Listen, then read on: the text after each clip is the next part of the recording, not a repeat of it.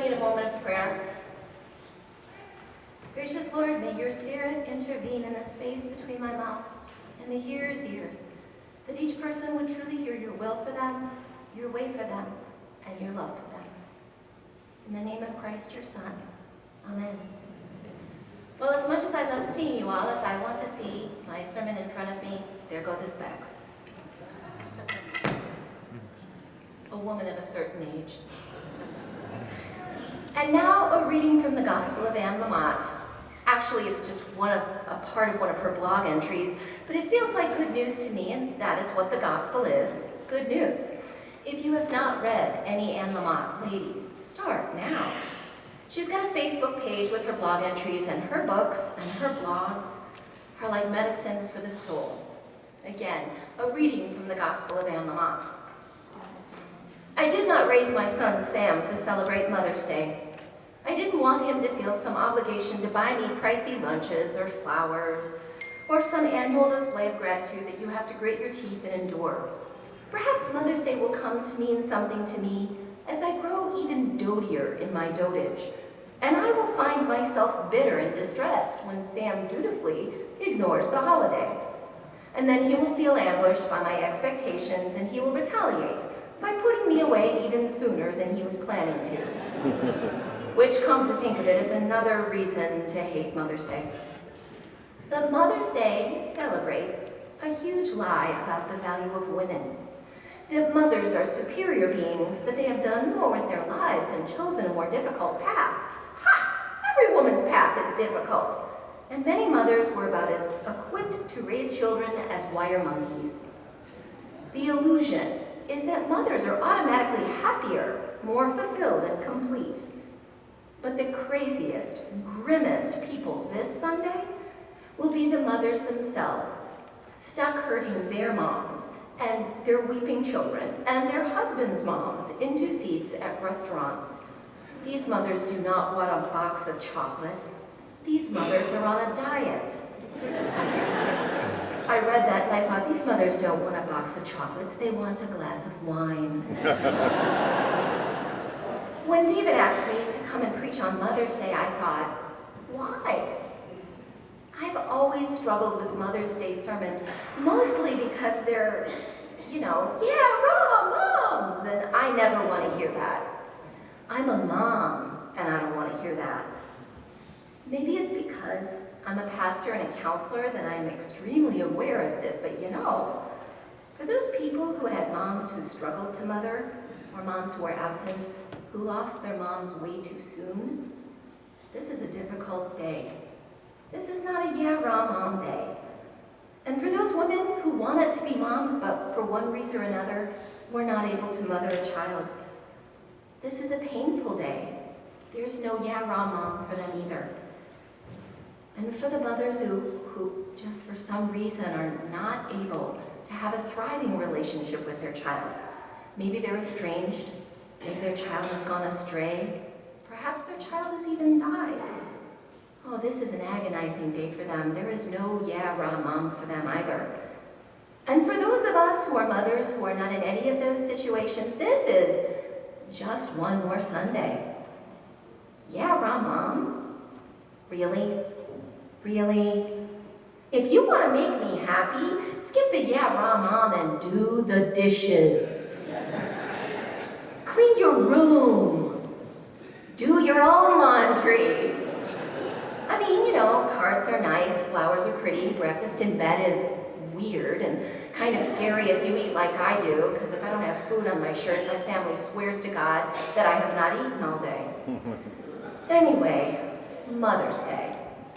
I think the only ones of us who really want to celebrate Mother's Day are those of us that have come to be acutely aware of how much of a pain in the butt we were as children, and now we just want to go to our moms and be like, thank you for not killing me in childhood. So I thought about what to say on Mother's Day, and I started thinking, if I could sit down with a bunch of moms, with people who are still struggling to raise their children, what would I want to tell them? What would I want them to know? Because I've been mothering for a while now. My daughters are both grown, and Neither one of them lives at home. Praise Jesus. The empty nest is wonderful. I don't have any grandchildren yet, but that day is coming, hopefully when my daughters are a little older and wiser, a little more settled, and for the youngest one out of college. And that started me on to thinking about what I would say to my own daughters about being a mom. And that's when the ideas started flowing. I must admit that one of the first things I thought about is how women are made in the image of God, which made me wonder if God has mommy guilt. You know, that guilt that moms have where they constantly blame themselves for not doing enough, for not being there enough, for not being good enough. As if we are supposed to be superwomen who never need sleep and are always cheerful and can simultaneously sew, bake, clean the house, help the kids with their homework, fix dad a wonderful dinner, check in with him about his day, and all of this after 8 busy hours at the office. If we are made in God's image, does God drive himself crazy trying to be everything to everyone while simultaneously trying to look like a lesser version of Angelina Jolie? Maybe God is wiser than that. Maybe he just tries to avoid looking like Dame Edna or some other male crossdresser. And if, by the way, when I say these things they alarm you, please forgive me, this is just the way my brain works, and if that scares you, please pray for my husband. I really did spend quite a bit of time thinking about what I would tell my daughters about mothering. And I thought I would share that with you, not because the lovely ladies here today do not know how to mother, but because parenting in general is way harder than we like to admit. And society is not giving us any good advice on any kind of a regular basis. So let's start with what mothering is not, because I spent years trying to be everything to everyone in my family, and it did not work well. And for a while, all my kids learned from me was how easy it was to get me freaked out, and how creative I was at creating ways to swear without using too many bad words. So let's start with what mothering is not. It is not about becoming a caricature of Martha Stewart. Moms come in all levels of cooking and crafting abilities. They come in all levels of sporting skills and acumen. And they come in all levels of neatness, from Oscar Madison straight up to Martha herself. You may not be a great cook, or great at Pinterest and crafting, or phenomenal at decorating. It really doesn't matter. Think about it. When we talk about our moms and what they did right, we rarely talk about how picture perfect everything was. And when it comes to Martha, everything is picture perfect. We don't talk about how our mom's house looked like it was something out of a magazine spread on upscale homes, or how she could cook like Julia Child, and if she could, props to your mom. We may, however, have talked about how smart our mom was, or how much fun she was, or how perfect things seemed to be. Because they weren't actually perfect, but they might have seemed that way because what your mom did was what you needed. When I talk about my mom, I remember things like how she and my dad would wake me up in the middle of the night if it started snowing, so that we could go out and have a snowball fight in the fresh snow. And then, when we would go back inside, my mom would have hot cocoa ready. Is that amazing or what? Another thing that I remember is the sheer amount of goofy mom wisdom that she doled out that I realized was brilliant after I became an adult. She would say things like, when you get married, you have to accept your husband as he is, not as you wish he would be. He is not a fixer-upper you can change to your liking. You get your husband as is, no warranty. My mom was full of those kinds of, kitchen wisdom statements, and at the time I thought they were geeky and weird. And then when I grew up, I realized they were brilliant and they became kind of guiding principles for my life. My mom was just full of those statements. And those are the things that I remember about her. I can't remember a thing about how clean the house was or how perfectly decorated, although I do remember that we cleaned the house. That's about it. And even if you stop worrying about being the perfect mom, I don't know that I can convince you to stop worrying about being good enough. The hard hardest thing about being a mom is that if you're doing it well, you feel like you're just sliding by with the stuff that you're doing right. And you're racked with guilt over the stuff you don't do well, and you're absolutely slain by the stuff you can't do at all.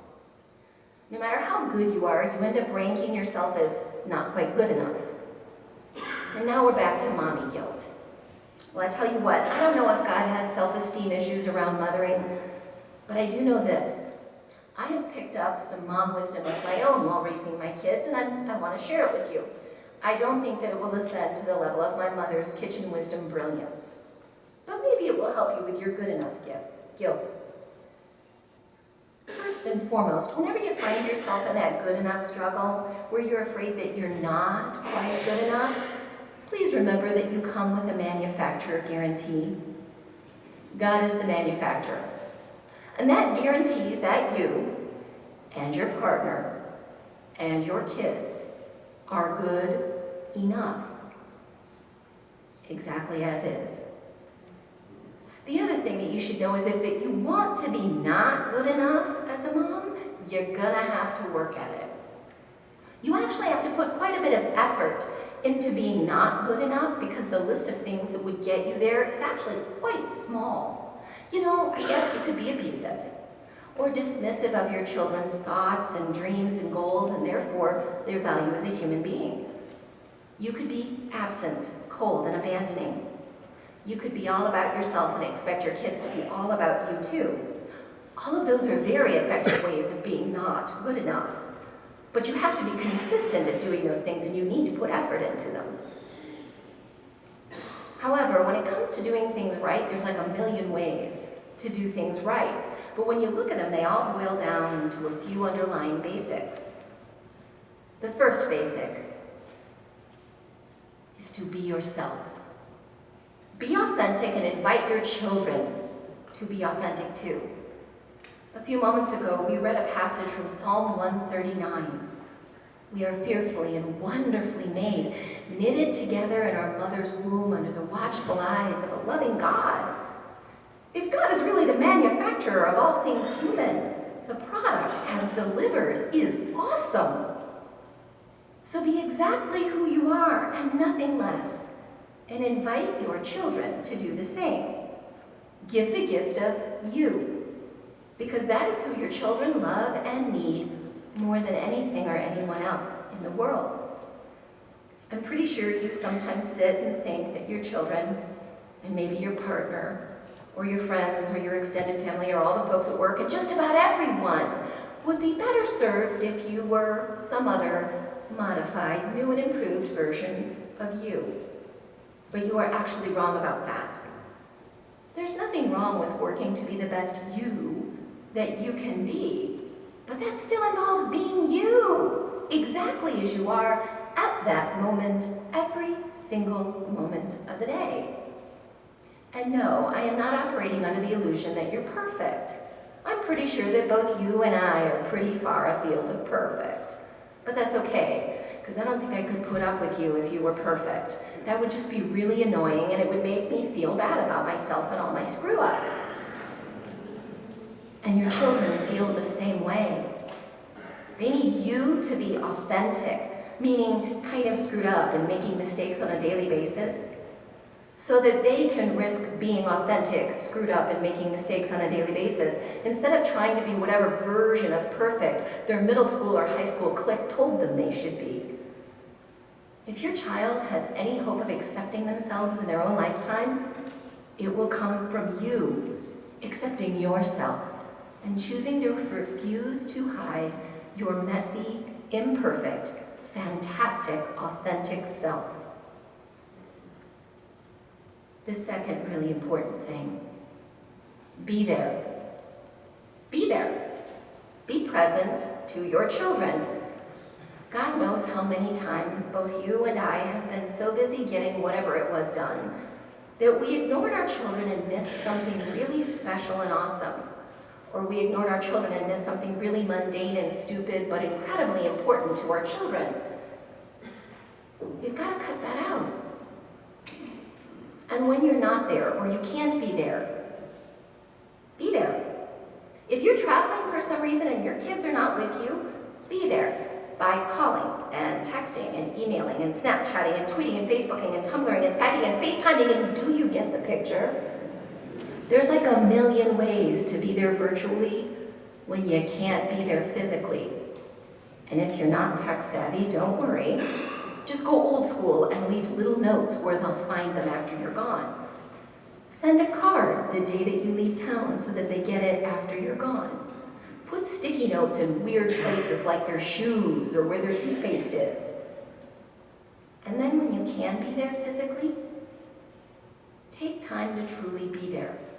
No distractions, no other goals that trump this amazing moment of love and attention, no matter how many times you have read this book or played this game or watched this particular episode of SpongeBob. You know, when we join the Methodist Church, we say that we will participate in the ministries of the church through our prayers, our presence, our gifts, our service, and our witness. And our presence is a huge piece of that promise, because without our presence, we actually cannot share most of the other stuff. And the same is true of your children. Be present every day as much as you can manage.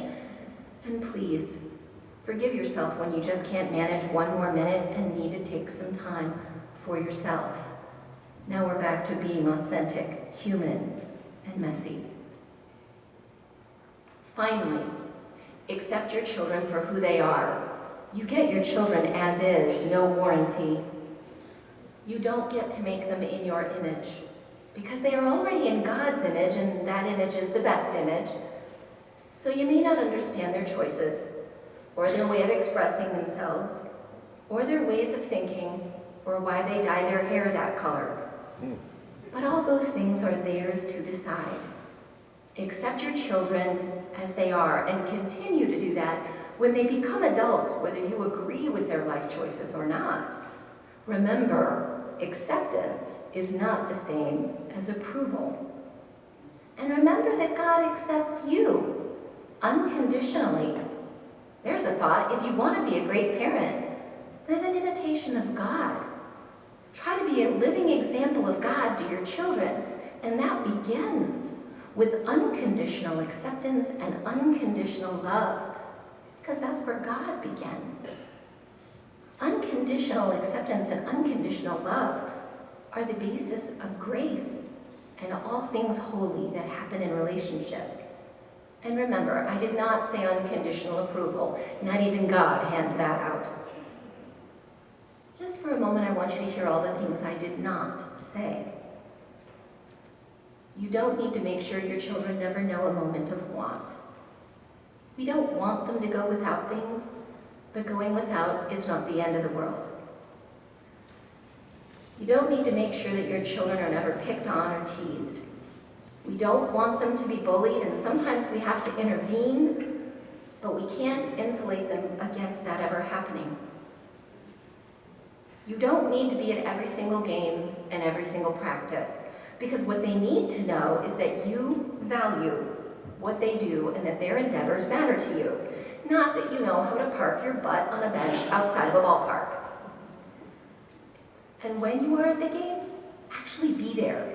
Cheer for them, no matter how it's going. If they succeed beyond your wildest dreams, be proud of them, and if they epically fail, be proud of them for trying. Another thing, you don't have to give them the coolest stuff, all the cool shoes and the cool jeans that everybody else is wearing. Those things are really nice to have, but they aren't love.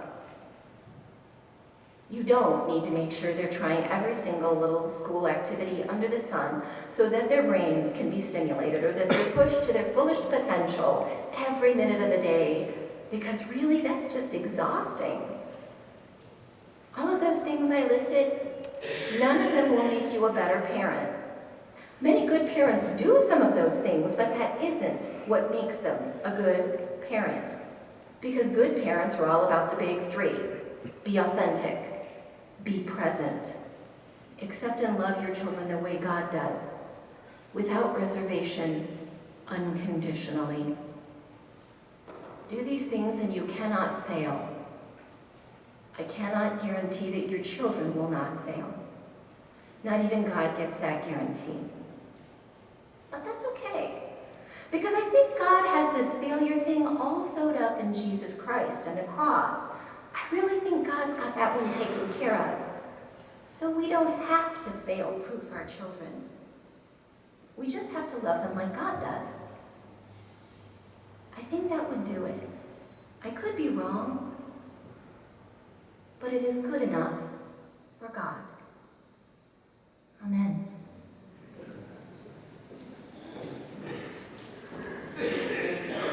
That message, those words of encouragement reminding us that we don't